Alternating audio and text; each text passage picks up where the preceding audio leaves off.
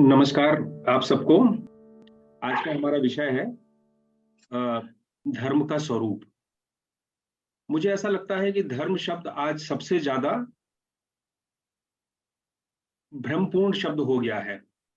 आज दो तरह की चीजें हम देखते हैं। एक तो समाज का वो वर्ग है जो विज्ञान के नाम पर, आधुनिकता के नाम पर धर्म को एक सिरे से ही नकार देता है, और दूसरा वो वर्ग है जो इतना कट्टर हो गया है कि वो कहीं भी बुद्धि विवेक का उपयोग नहीं करना चाहता है। ऐसी स्थिति में आज बड़ा आवश्यक है कि हम अपनी नई पीढ़ी को खासतौर से ये बताएं वास्तव में धर्म क्या है, उसके पालन का तरीका क्या है। हम सबसे पहले ये कहेंगे कि हम धर्म के रूप में आजकल क्या समझते हैं। मुझे लगता है अगर मैं सामान्य रूप से पूछूं तो लोगों को लगेगा हम पूजा पाठ करते हैं, वो हमारा धर्म है। कोई कहेगा हम अपने धर्म की कोई प्रेयर करते हैं, नमाज पढ़ते हैं। कोई कहेगा हम एक मंदिर जाते हैं, उपवास करते हैं। यहाँ तक धर्म को हम सीमित समझते हैं। आम लोगों की बात मैं कह रहा हूँ, खासतौर से नई पीढ़ी के जो हमारे नए बच्चे हैं। कुछ स्थान ऐसे हैं जहां उनको लगता है कि हमने किसी किसी धार्मिक उत्सव के समय कोई नारा लगा लिया, जुलूस निकाल लिया, तो वही हमारा धर्म का काम हो गया।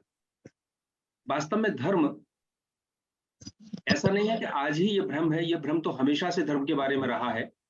और अगर हम थोड़ा सा अपने बात करें ग्रंथ की या पुराने ग्रंथों की, तो ऋग्वेद में कई बार धर्म शब्द आया है, दूसरे वेदों में धर्म शब्द आया है, लेकिन इतने अलग अलग धर्मों अर्थों में आया है कि वह धार्मिक विधि भी है, संस्कार भी है, धार्मिक कर्तव्य भी है, आचरण के नियम भी हैं। कुल मिला के ये कहा गया, कभी पुल्लिंग के रूप में भी आया है, नपुंसकलिंग के रूप में भी आया है। तो ऐसा लगता है कि इतने रूपों में आया कि उसका कोई एक अर्थ बचाया जाना संभव नहीं है। फिर आपने वाक्य सुने होंगे, अहिंसा परमो धर्मः, आचारः परमो धर्मः। आपने जिसने रामचरितमानस में पढ़ा होगा, परहित सरस धर्म नहीं भाई। तो ऐसा लगता है कि अहिंसा ही परम धर्म है, कभी लगता है आचार परम धर्म है, कभी लगता है दूसरे का हित परम धर्म है, फिर कभी लगता है धर्म न दूसर सत्य समाना, कि धर्म सत्य ही धर्म है। किसी ने गीता में पढ़ा होगा, स्वधर्मे निधनम श्रेय परधर्मो भयावह। तो उसे लगता है स्वधर्म तो इतनी बड़ी चीज है जिसमें हम मर भी जाए तो भी हमारे लिए महत्वपूर्ण है, उसको छोड़ने की तुलना में। इन सब चीजों के कारण धर्म के नाम पर मुझे लगता है हर चीज सही है, लेकिन वो किसी एक विशेष कॉन्टेक्स्ट में कही गई है, और उस कॉन्टेक्स्ट से जब बाहर हम उसकी बात करते हैं तो हमें भ्रम पैदा हो जाता है। हम अगर विशेषताओं के आधार पर देखेंगे तो आपने कहीं पढ़ा होगा, धर्म एव हतो हन्ति, धर्मो रक्षति रक्षिता, धर्म रक्षा करने वाले की रक्षा करता है। लगता है विशेषता है, पर धर्म है क्या जो रक्षा करने वाले की रक्षा करता है। कई बार हमने पढ़ा है कि भगवान ने, प्रकृति ने, ईश्वर ने इस वस्तु को जो गुणधर्म दिए हैं वो उसका धर्म है, जो गुण दिए हैं। तो हम कई बार कहते हैं कि सूर्य का धर्म प्रकाश देना है, चंद्रमा का धर्म शीतलता देना है। कई बार हमें ऐसा लगता है कि कई उत्तरदायित्व तो होते हैं, राजा का धर्म होता है, पिता का धर्म होता है, इतने सारे धर्म। फिर हम अपने उस पर आ जाते हैं कि हम हिंदू धर्म भी है, ईसाई धर्म भी है, दूसरे धर्म भी हैं। तो इसमें बहुत उलझ जाती है कि वास्तव में धर्म क्या है। ये तो प्रश्न था जो हमें एक लगता है कि जो मेरे मेरे मन में जो शंका है वो कई लोगों के मन में हो सकती है। अब हम आते हैं धर्म के बारे में। पूरे संसार के धर्मों को अगर हम देखें तो मूलतः दो भागों में हम बांट सकते हैं। पहला धर्म तो है जिसको हम बोलते हैं इब्राहिमिक धर्म, और उसमें इस्लाम आता है, क्रिश्चियनिटी आती है, यहूदी आते हैं, और कुछ और छोटे धर्म आते हैं।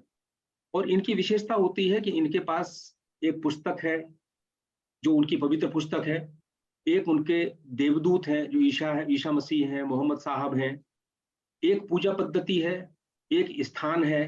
और अगर उनके अनुयायियों से पूछा जाए कि धर्म की परिभाषा क्या है तो बड़ा आसानी से वो दे देंगे कि हमारी ये पवित्र पुस्तक है, हमारे ये पवित्र देवदूत है, हमारे ये पवित्र पैगंबर है।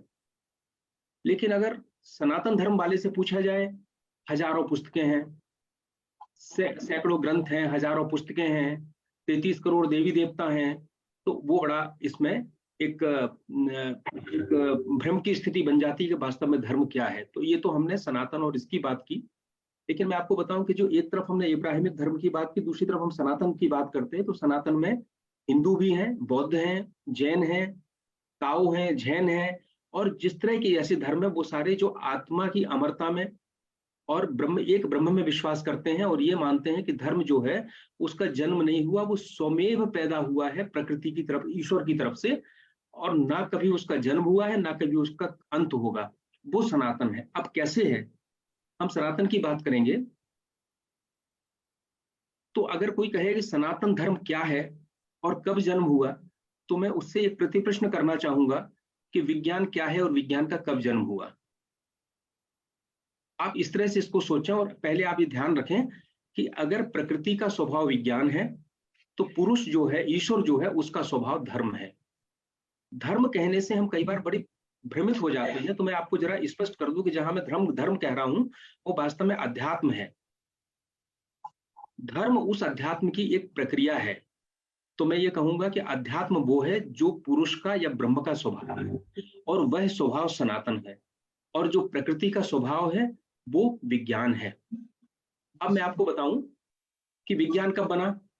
हम कहते हैं जब हमारा ब्रह्मांड बना, उसके बाद ही, जैसे विज्ञान के रूप में अगर हम कहें तो जब बिग बैंग हुआ और हमारा ब्रह्मांड बना, तो उसके कुछ क्षण बाद जब विभिन्न पिंडों में आकर्षण पैदा हुआ तो इसमें फिजिक्स शुरू हो गई, विज्ञान विज्ञान के फिजिक्स के नियम शुरू हो गए।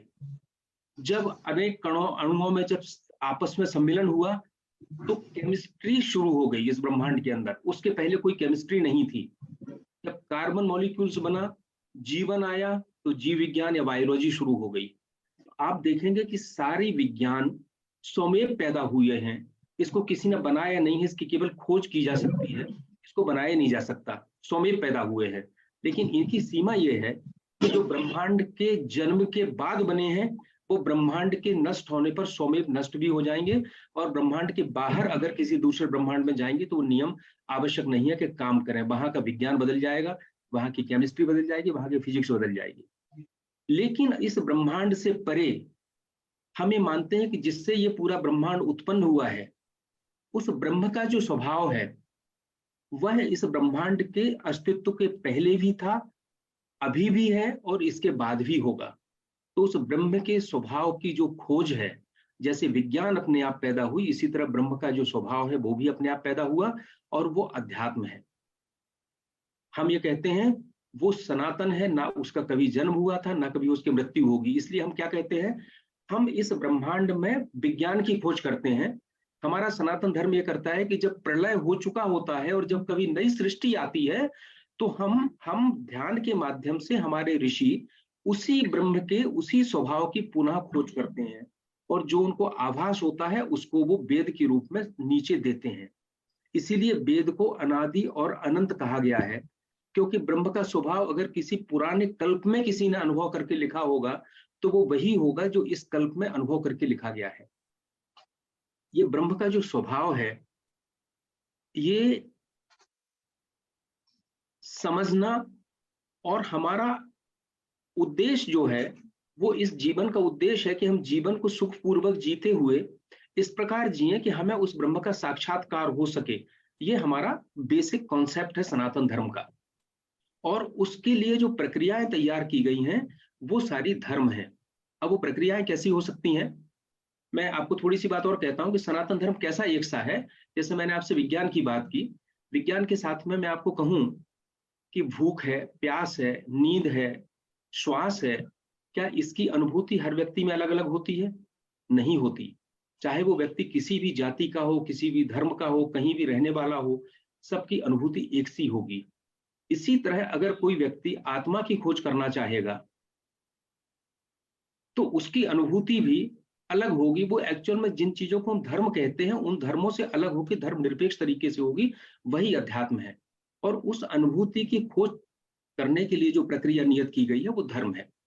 अब लोगों ने अलग अलग तरह से प्रक्रियाएं नियत की हैं, और उन्हीं पे हमें बात करना है कि उनमें से कौन वास्तव में धर्म है और कौन सी धर्म के नाम पर धर्म नहीं है लेकिन हम उसको धर्म समझ के अपना रहे हैं। आप देखेंगे कि इसका कोई गणित जैसा कोई फॉर्मूला नहीं हो सकता है। हर चीज एक कॉन्टेक्स्ट के साथ, समय के साथ बदल जाती है, परिस्थिति के साथ। तो धर्म भी बार बार हर जगह, हर कोई भी कर्म कहीं धर्म हो सकता है, कहीं नहीं हो सकता है। उसके बारे में हम लोग अभी बात करेंगे।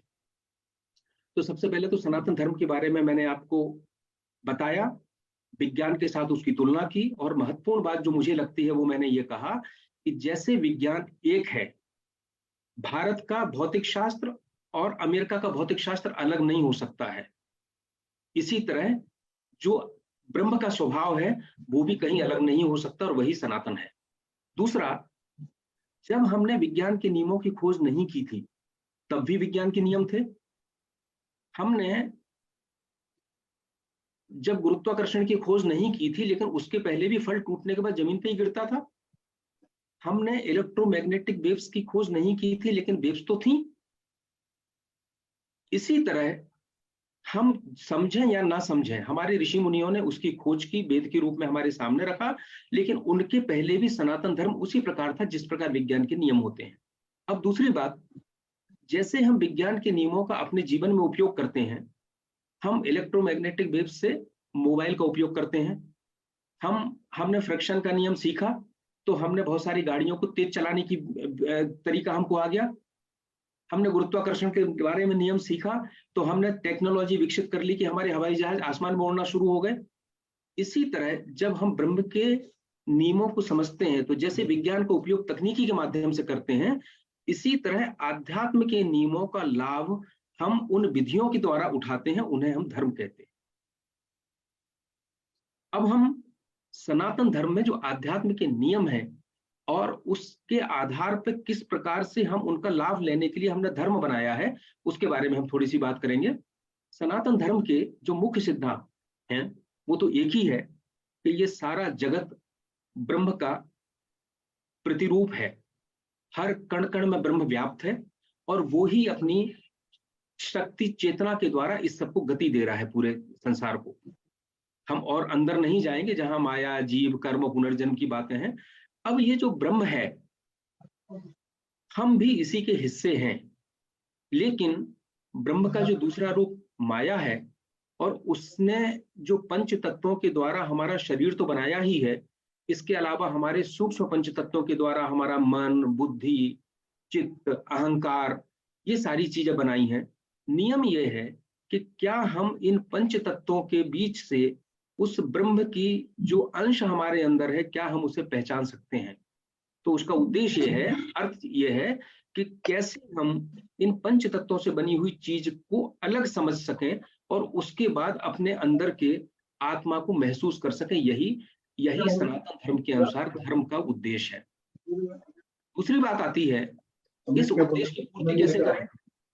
तो आप देखेंगे कई धर्म जो विश्वास पे जीते हैं, वो कहते हैं कि आज आप कुछ करेंगे और एक निश्चित समय बाद कभी ऐसा समय आएगा जब इसका फल मिलेगा। लेकिन सनातन धर्म कहता है ऐसा नहीं है। धर्म की जो सबसे अच्छी परिभाषा सनातन धर्म में दी गई है वो कपिल मुनि ने दी है वैशेषिक दर्शन में।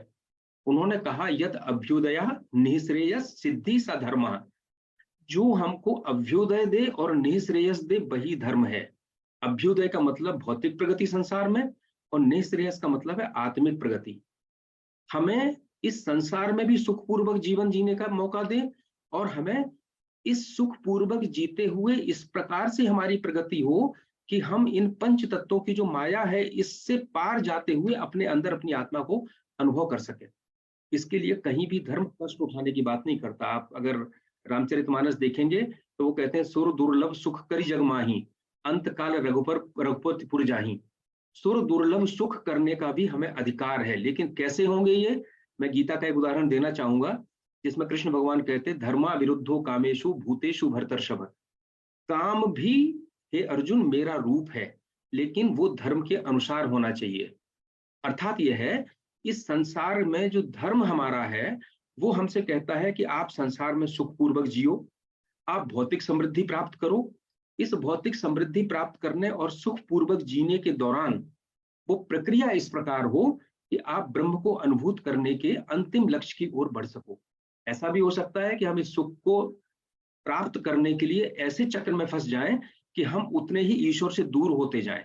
नहीं, हमें वो प्रक्रिया क्या है उसके बारे में हम अब बात करेंगे। हमने एक और बात है कि हमारे यहाँ जीवन दुखमय नहीं है। हमको तो बड़ा विवेकानंद जी की बड़ी अच्छी वो है कि शृण्वन्ति विश्वे अमृतस्य पुत्रः, कि आप तो अमृत के पुत्र हो। तो हमारे यहाँ जीवन बड़ा पवित्र है, ये किसी पाप से पैदा नहीं हुआ है, ये बड़े पुण्य से पैदा हुआ है। और हमारा उद्देश्य भी ईश्वर ने इसीलिए भेजा है कि हम सारे सुख भी करें और इन सुखों को प्राप्त करते हुए इनसे बाहर निकलने का रास्ता लाएं। अब मैं कहना चाहता हूं कि आप कहेंगे कि ब्रह्म का जो स्वभाव है वो कैसे पता चलेगा, हम कैसे माने कि ब्रह्म का स्वभाव है। कोई हमसे कह सकता है, तर्क कर सकता है कि आप कहोगे कि दान है, करुणा है, अहिंसा है, अक्रोध है, ये सारी चीजें ईश्वर के ब्रह्म के स्वभाव हैं, इसलिए हम इसका पालन करते हैं, इसलिए धर्म के अंश हैं। पर हम कैसे माने? अरे हम तो कहेंगे भाई करुणा नहीं, हिंसा ब्रह्म का स्वभाव है, क्रोध ब्रह्म का स्वभाव है, क्या ऐसा हो सकता है?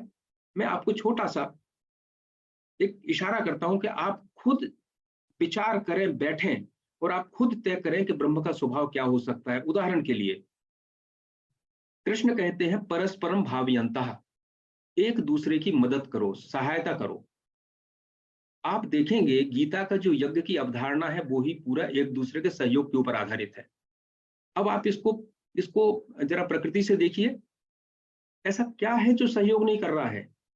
एक मधुमक्खी अगर परागकण लेने जाती है तो वो अपना पेट भी भर रही है, अपना पालन पोषण कर रही है, लेकिन उसके साथ ही उस पौधे का पूरा जीवन चक्र भी चला रही है।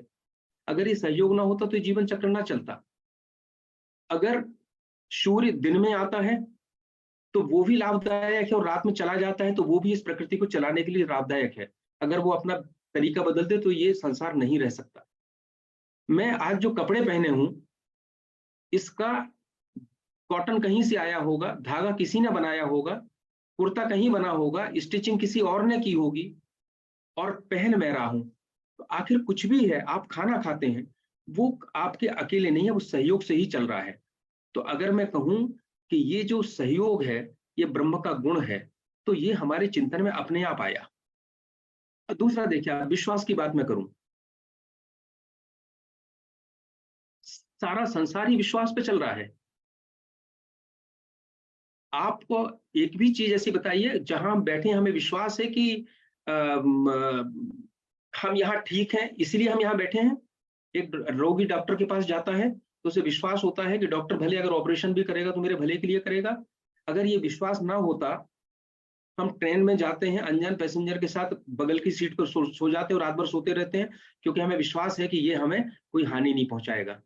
पूरे प्रकृति में अगर आप देखेंगे पूरा सिस्टम ही इसी विश्वास पे चल रहा है। तो विश्वास अगर हम कहें कि धर्म का भाग है तो अपने आप निकल के आया, किसी ने बनाया नहीं, अपरिग्रह। आप पूरा संसार का देखेंगे, वृक्ष अपना जो भी बनाता है वो दूसरे के लिए बनाता है, अपने पास खुद नहीं रखता। बादल पानी लाते हैं तो दूसरे के लिए लाते हैं, अपने पास बचा के नहीं रखते। सूर्य आता है तो वो प्रकाश देता है, अपने लिए कभी रोक के नहीं रखता। तो मैं आपको वो चीज बता रहा हूं जो आप चिंतन करके इस प्रकृति से, इस ईश्वर से उसके नियम निकाल सकते हैं। हालांकि ये नियम निकले हुए हैं, लोगों ने इसको मनुस्मृति में भी दिया है, इसको महाभारत में भी दिया है। मनुस्मृति में 10 है, महाभारत में 30 है। करुणा, आप एक और है, आप किसी एक से भी शुरू करेंगे तो आप दूसरे तक पहुंच जाएंगे। जैसे उदाहरण के लिए करुणा, करुणा का अर्थ है कि हम दूसरे को प्रेम करते हैं, दया करते हैं। इसका मतलब है हम उसको अपना अंश समझते हैं। अब जब हम अंश समझेंगे तो उस पर हिंसा नहीं करेंगे, अहिंसा इसी से निकला। जब हम उसको अपना अंश समझेंगे तो हम उसके लिए कुछ भी त्याग करने के लिए तैयार रहेंगे, तो त्याग इसी से निकला। हम उसके लिए कुछ कष्ट उठाने के लिए भी तैयार रहेंगे क्योंकि हम उससे प्रेम कर रहे हैं, करुणा कर रहे हैं, तो हमारा तप भी इसी से निकला। ऐसा अगर आप विचार करेंगे तो कोई किसी को ये बताने की जरूरत नहीं है कि जो धर्म है, अब यहाँ धर्म जो बात कर रहा हूं मैं अध्यात्म की बात कर रहा हूं और उसके गुणों की बात कर रहा हूं, वो किसी ना तो किसी संसार की मजहब से, ना किसी रिलीजन से, ना किसी धर्म से जुड़े हुए नहीं है। वो इंडिपेंडेंट है और कहीं बदल नहीं सकते, इसलिए ये सनातन है, इसलिए ये धर्म सनातन है, क्योंकि इनको मान के चलता है। तो ऐसे जो धर्म है इसमें हम 3 भागों में इनको बांट सकते हैं। एक तो हम कह सकते हैं सामान्य धर्म। तो सामान्य धर्म में मैंने अभी जो आपको बताया ये सब सामान्य धर्म थे। इनको हम नैतिक धर्म भी कह सकते हैं और हम दूसरे शब्दों में ये कह सकते हैं कि ऐसा कोई भी काम जो इस संसार को उत्तम बनाए रखने के लिए, इसकी प्रगति के लिए सहायक है, वो सामान्य है। हम किसी को भोजन देते हैं, किसी भूखे को, किसी को शिक्षा देते हैं, किसी को दवा देते हैं, किसी को ज्ञानार्जन कराते हैं, तो ये सारा इस संसार को अच्छा बनाए रखने के लिए है। तो ये सारी चीजें धर्म के सामान्य नियमों में आ जाएंगी। अब संसार केवल दया करुणा से नहीं चल सकता है। जब हम इस संसार में हैं तो हमें बहुत से काम करना पड़ेंगे। इसलिए विशेष धर्म बनाए गए। विशेष धर्मों को मुख्य रूप से 5 तरह के हैं। पहला तो हम वर्ण धर्म कहते हैं। वर्ण धर्म का मतलब है 4 वर्ण हैं, लेकिन मैं आपको पहले ही स्पष्ट कर दूं कि जब मैं वर्ण की बात करता हूं तो वेद के हिसाब से वर्ण जन्मजात नहीं है। वर्ण गुण के ऊपर आधारित है। बच्चा जब पैदा होता है, अब वो केवल 4 ही तरह का उसका स्वभाव हो सकता है। या तो वो पठन पाठन करेगा, या वो बड़ा तेजस्वी होगा, राज्य करने के लिए सोचेगा कि हम कहीं बॉस बने कहीं पे, या वो उसका बिजनेस व्यापार में मन लगता होगा, या वो कहीं फॉलोअर होगा। तो ये आवश्यक नहीं है कि पिता का जो स्वभाव था वही पुत्र का होगा। वो अलग बात है कि बाद में जाति व्यवस्था में ये सारी चीजें जन्मजात हो गई, और वो शायद एक मुझे लगता है कि सनातन धर्म की एक बहुत बड़ा प्रयोग था जो असफल हो गया किसी कारण से। तो वर्ण जो है एक वो धर्म है जो हमें अपने, अगर मुझे कलाकार बनने का इच्छा है, मेरे अंदर से कलाकार की इच्छा आती है, तो मेरा धर्म है कि मैं उस कला में प्रवीण हूं, उसमें सबसे जल्दी मैं प्रवीण भी हो जाऊंगा और उसकी पूर्णता भी पहुंच जाऊंगा। तो अगर मेरा शरीर कमजोर है और मैं लड़ने के लिए कहीं चला जाऊंगा तो मेरा नुकसान ही होगा। तो सबसे पहला धर्म है वर्ण धर्म। तो वो कहता है कि जैसा आपका स्वभाव है उसके हिसाब से आपकी जीवनचर्या होना चाहिए, तभी आप हमेशा शांति में भी रहेंगे और अपनी वृद्धि भी करेंगे। दूसरा है आश्रम धर्म। जीवन की बहुत अवस्थाएं होती हैं। बच्चा पहले पढ़ता है, 25 साल तक ब्रह्मचर्य आश्रम में रहता है, फिर गृहस्थ होता है, फिर इसके बाद वानप्रस्थ होता है, फिर संन्यास होता है। कुल मिला के पहले वो संसार में प्रवेश की तैयारी करता है, फिर संसार में रहता है, धन उपार्जन करता है, जो संसार के सुख हैं वो लेता है, फिर वो धीरे से उसको छोड़ना शुरू करता है, और छोड़ते हुए वो वर्णाश्रम के वानप्रस्थ आश्रम के बाद संन्यास में जाता है 75 साल के बाद। ये सारे धर्म हैं। लेकिन आप देखिए, जो गृहस्थ का धर्म है वो सन्यासी का धर्म नहीं हो सकता। गृहस्थ के लिए पैसे कमाना, परिवार में रहना उचित है, लेकिन सन्यासी के लिए उचित नहीं है। एक ब्रह्मचारी के लिए उचित नहीं है। ब्रह्मचारी की जो काम है वो वानप्रस्थ के लिए उचित नहीं है। तो इधर भी धर्म जो है, विशेष धर्म बदल जाते हैं। फिर कुछ नैमित्तिक धर्म होते हैं। नैमित्तिक धर्म होते हैं, किसी को प्रायश्चित करना है। कुछ ऐसे धर्म होते हैं जो गुण धर्म कहलाते हैं। और एक होता है आपद धर्म। आपद धर्म इसलिए होता है कि जब अचानक कोई मुसीबत आ जाए तो हमें फिर ये तय करना पड़ता है कि अब हमारा धर्म क्या होगा। मैं कितना भी अहिंसा की बात करूं, अहिंसा परमो धर्मा करूं, लेकिन मुझे कोई मारने के लिए आ जाए तो मैं मरूंगा थोड़ी। मैं उस हिंसा का बदला हिंसा से देके अपनी जान बचाने का प्रयास करूंगा। वो मेरा आपद धर्म है। तो धर्म के बारे में हमने कहां से शुरू किया कि ब्रह्म का स्वभाव क्या है आप खुद तय कर सकते हैं। वो धर्म है, वो सामान्य धर्म है, फिर विशेष धर्म है, फिर आपद धर्म है। ये क्यों बनाए गए? ये इसलिए बनाए गए कि जब लोगों ने ब्रह्म के स्वभाव के बारे में चिंतन किया, वेद लिखे, तो उन्होंने कहा ये हमने तो लिख लिया, हमने तो सुन लिए, लेकिन आम आदमी तो ऐसा नहीं है जो इस सब को समझ सके, क्योंकि इसके लिए बड़ी ऊंची चेतना चाहिए, बुद्धि चाहिए। आम आदमी ऐसा नहीं है। तो हम क्यों ना उसके लिए जीवन की कुछ प्रक्रियाएं बना दें कि उन प्रक्रियाओं का पालन करेगा तो वो अपने आप इस अंततोगत्वा इसी चीज का अनुभव करेगा जो हमने उच्च चेतना में जाके किया। तो वेद लिखे गए, वेद के बाद गुह्य सूत्र लिखे गए, धर्म सूत्र लिखे गए, और इसके बाद स्मृतियां लिखी गई। स्मृतियां का अर्थ था कानून लिखे गए कि हम अपना जीवन कैसे व्यतीत करें। मनुस्मृति लिखी गई। बहुत विवाद लोग पैदा करते हैं मनुस्मृति पे। निश्चित रूप से जब स्मृतियां लिखी गई तो ये कहा गया कि स्मृति वहीं तक सही होगी जहां तक वो वेद के अनुरूप है। वेद क्या कहता है? वेद कोई भेदभाव नहीं मानता। वेद एक ब्रह्म को मानता है। स्मृतियां, मनुस्मृति की मैं बात करूं, मनुस्मृति ने जब 4 आश्रम दिए, गृहस्थ आश्रम दिया, ब्रह्मचर्य दिया, गृहस्थ दिया, वानप्रस्थ दिया और संन्यास दिया, तो उसने एक प्रक्रिया स्थापित की कि अगर इन 4 आश्रमों का पालन करता हुआ सामान्य व्यक्ति भी गुजरेगा तो वो धीरे धीरे करके पंच तत्वों से बने हुए मन, बुद्धि, अहंकार और इस शरीर को अलग महसूस करने की स्थिति में आ जाएगा और ब्रह्म से एकत्व प्राप्त करने की स्थिति में आएगा। लेकिन बाद में छेपक के रूप में अगर कभी भेदभाव की बात आई है, उस जगह वो वेद से विरुद्ध हो गया। वहां वो वेद का जो उद्देश्य था उसको पूरा नहीं कर रहा है, तो वो धर्म का भाग नहीं हो सकता है। हमारे यहाँ क्या रहा है कि कभी भी किसी एक ने दूसरे का विवाद नहीं किया, सबको अवसर दिया है। इसलिए कभी किसी धर्म ग्रंथ का पुनरीक्षण नहीं किया गया। लेकिन समय के साथ हमें ये चाहिए कि क्या आज की स्थिति में उचित है, हम उसको माने, उसको विधि विवेक से तय करें। अब दूसरा मैं कहना चाहूंगा कि हम जनरली धर्म के नाम पर जो ये चीजें हैं, जैसे मनु ने कहा, मान लीजिए कि सुबह प्रातः गंगा में स्नान करना चाहिए, तो हमने उसको रीति मान ली और समझा कि यही धर्म है। लेकिन बृहस्पति ने जब अपनी स्मृति लिखी तो वो दक्षिण में थे, तो गंगा थी नहीं वहां पे, गंगा कहाँ से आएंगी? तो उन्होंने वहां गोदावरी में स्नान की बात लिख दी, या स्नान की बात को खत्म कर दिया।